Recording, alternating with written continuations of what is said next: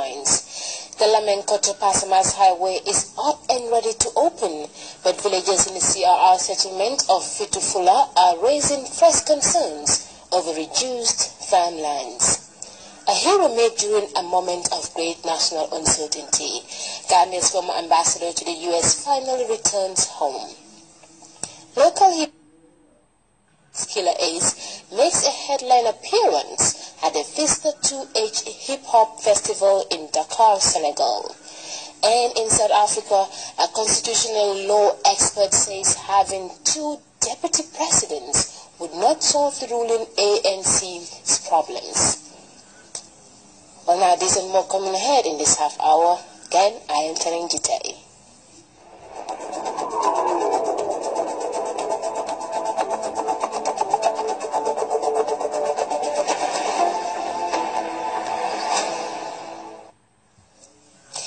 Welcome to the news in detail. At a time when all eyes are on the completion of the Lamenkoto-Pasamas Road project, the village of Fitufula is on the other hand affected after most of its farmlands along the road were reduced. GRTS's ice educator was in the Central River settlement and looks at the way the village is coping with the situation, plus the inadequacy of a single well as a source of water supply in the ever-expanding community. Who claim the construction of the road has led to the reduction of their farmland and affected productivity in the area.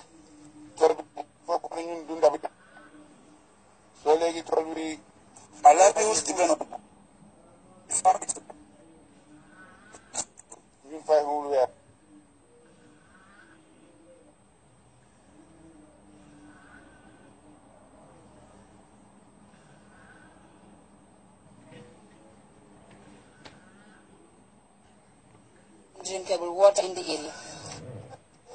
This is the only well in this far-flung hamlet, whose access is always a problem.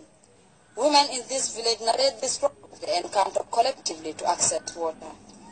This stuff is usually it helps. Yes.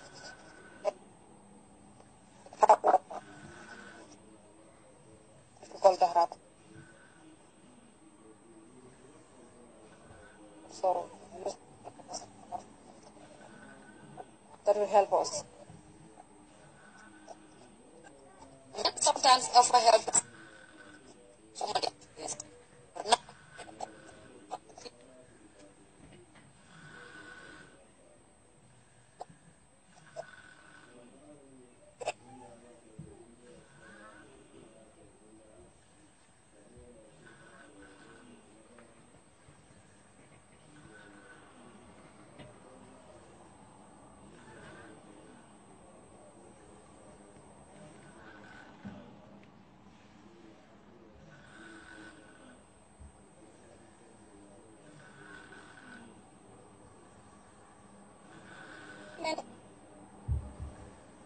Just have water. Water do not good, but that is the only way out for these people. For their testimonies.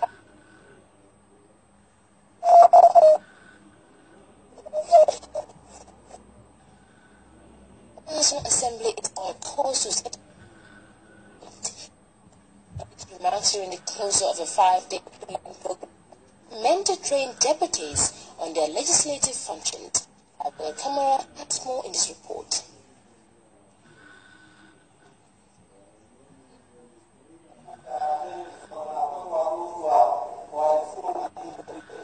It has the hallmark of an intensive 5-day training program meant to induct members of Parliament to their roles and responsibilities. Over the past 5 days, we have witnessed an induction exercise. How significant will this enhance the deputy's role in Parliament?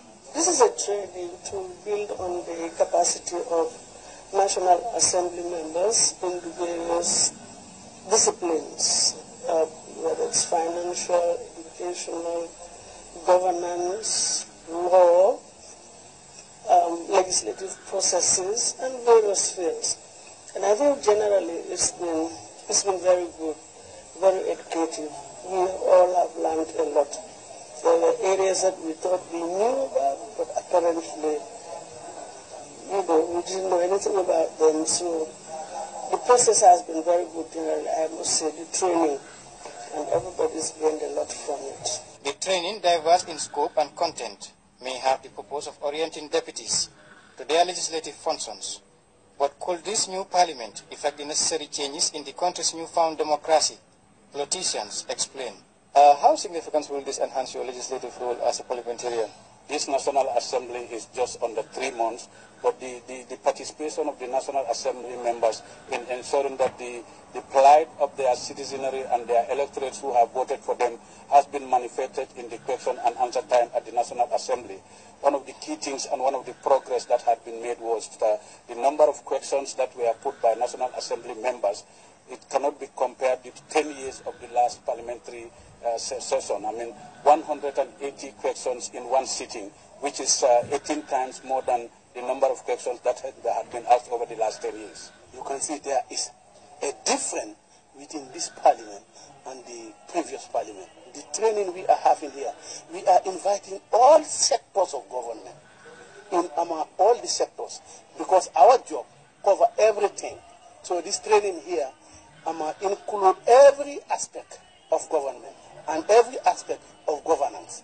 In their expectations of making a difference in improving the lives and livelihoods of Gambians, a new vision has been mapped, but the reality remains that there is more to be done than the usual review of bills and motions in Parliament. These governments have to address issues, a lot of issues pertaining people with disabilities.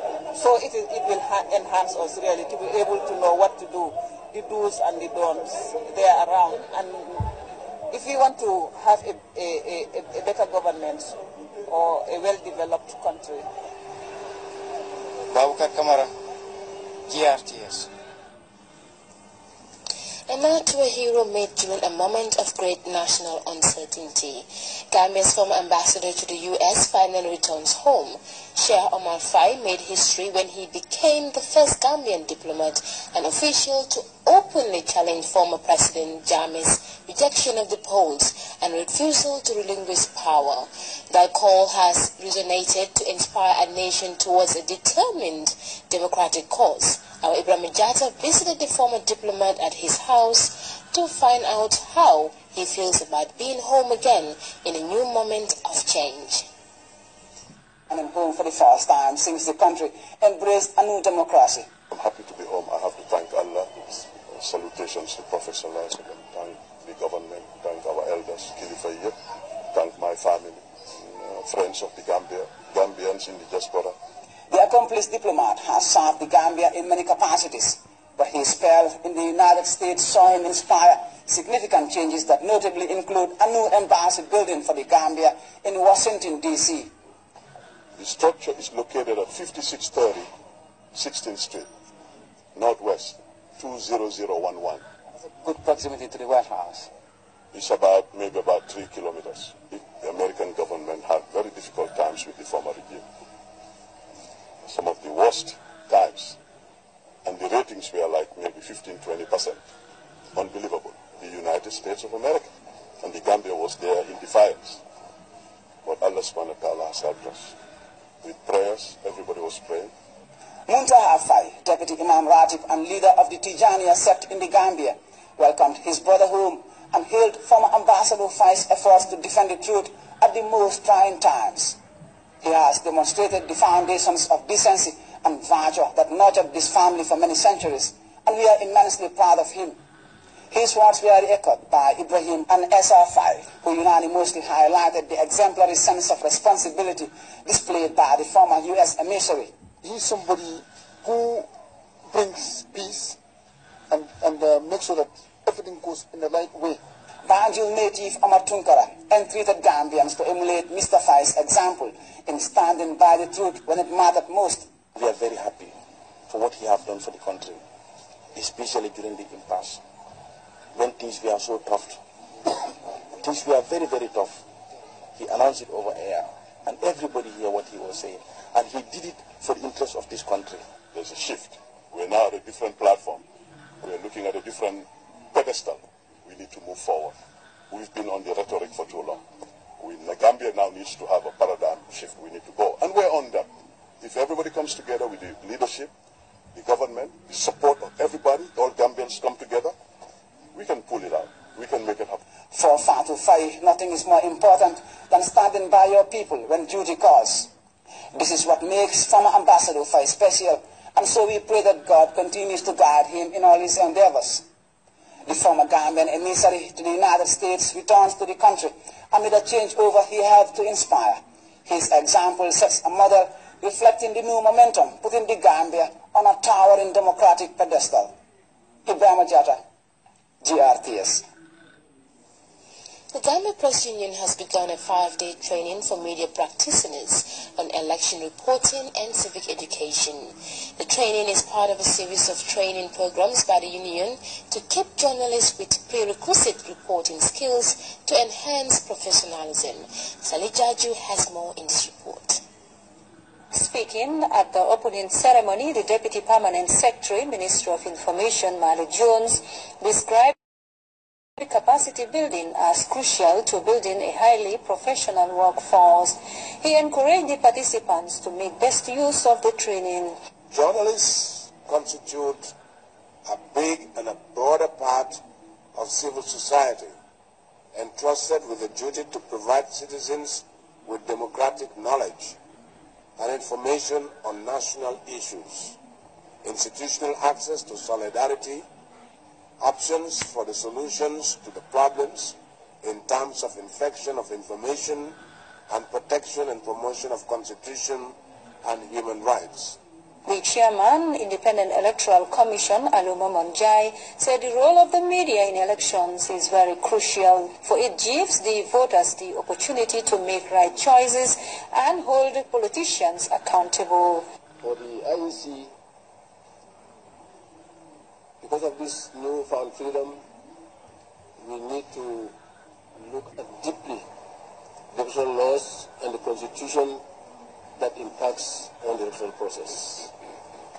And we are also preparing to make sure that whatever we can now sort of add to the existing rules and regulations and try to amend some of these rules and regulations that are not in line with our thoughts. Minority leader and member for Nyamina, Honorable Samba Jallo, hailed the media for informing and educating Gambians, especially during the 2016 presidential election and political impasse.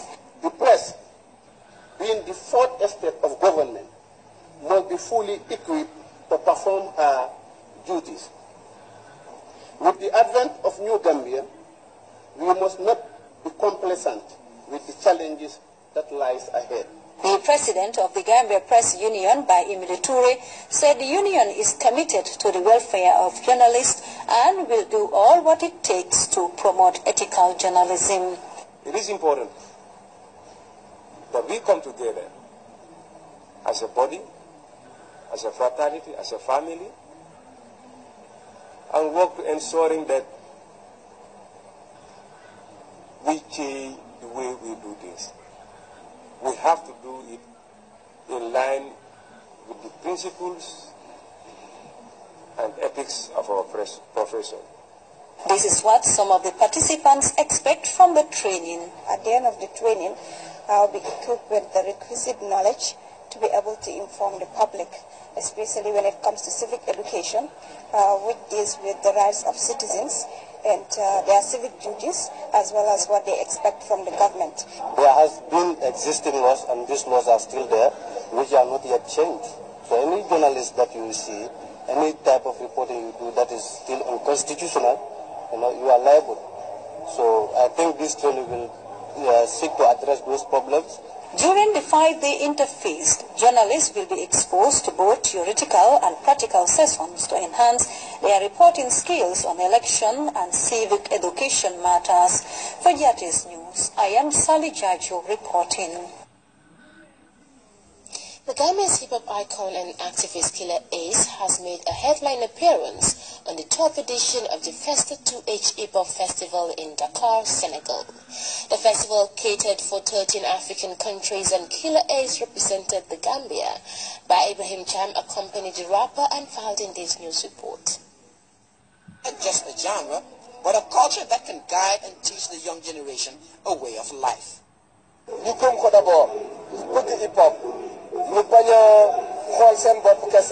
Let them believe in the genre, love hip-hop, and be selfless. You can be a rapper and not live by hip-hop culture. This is a culture in which an artist should meditate a lot. And finally, hip-hop has no space for negativity.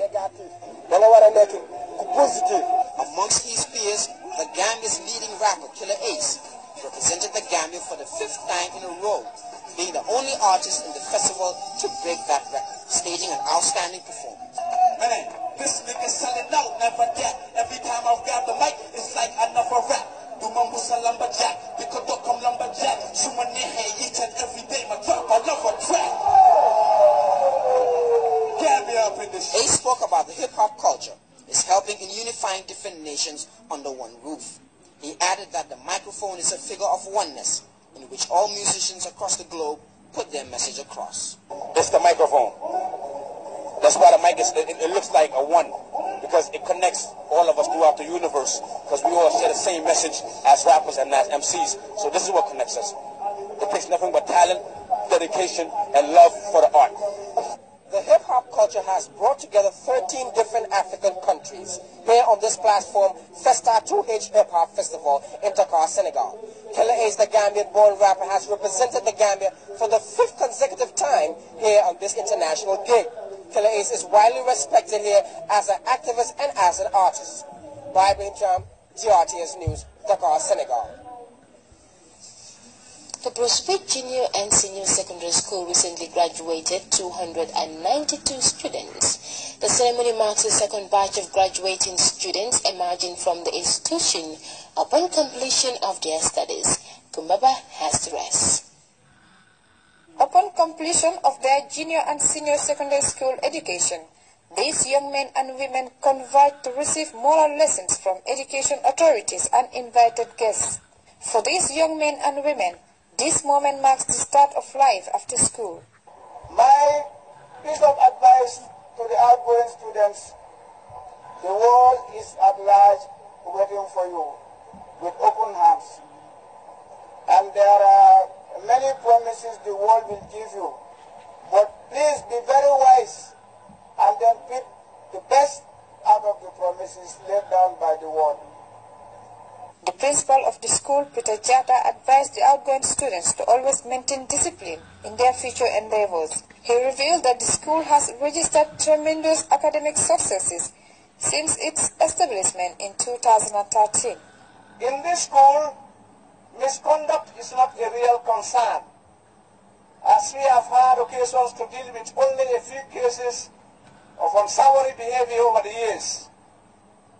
This is due in part to the relentless efforts of an established guidance and counseling unit, which closely and strictly keeps an eye on the students' overall comportment and compliance.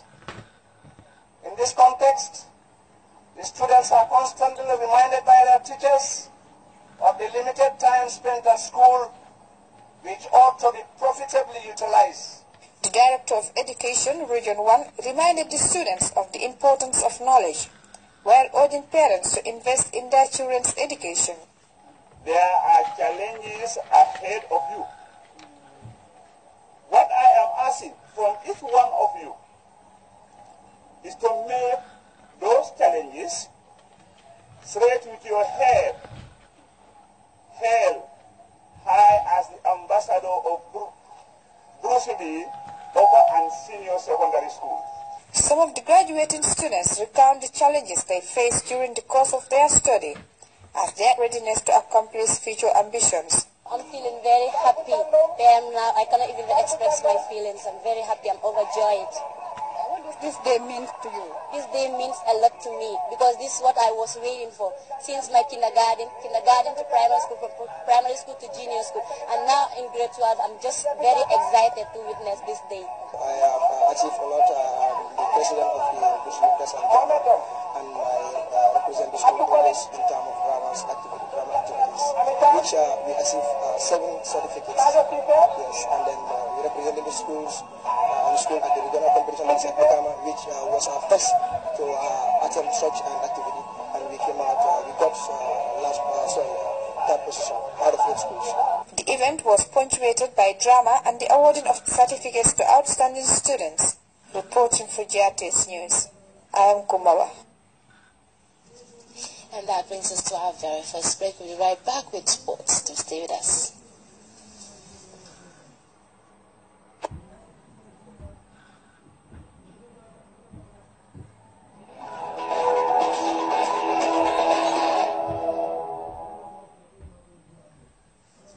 Welcome back. Gambia's Chan team failed to make their home advantage count after a goalless draw with the Mali side at Independence Stadium in Bakau. The two teams are battling to secure a place in the next Chan tournament. MS Yaro reports from the stadium.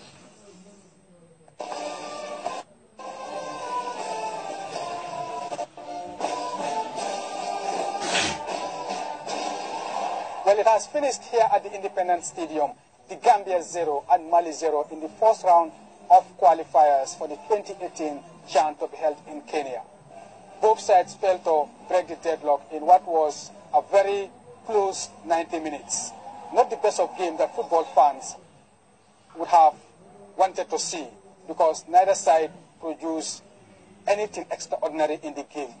Apart from a couple of decent chances, there were no much clear-cut chances. But the Malians held on to earn a vital away draw here in Banjul, which means that the Gambia now have an uphill battle going into the return leg, where they must score or repeat the same score line and send the game into extra time.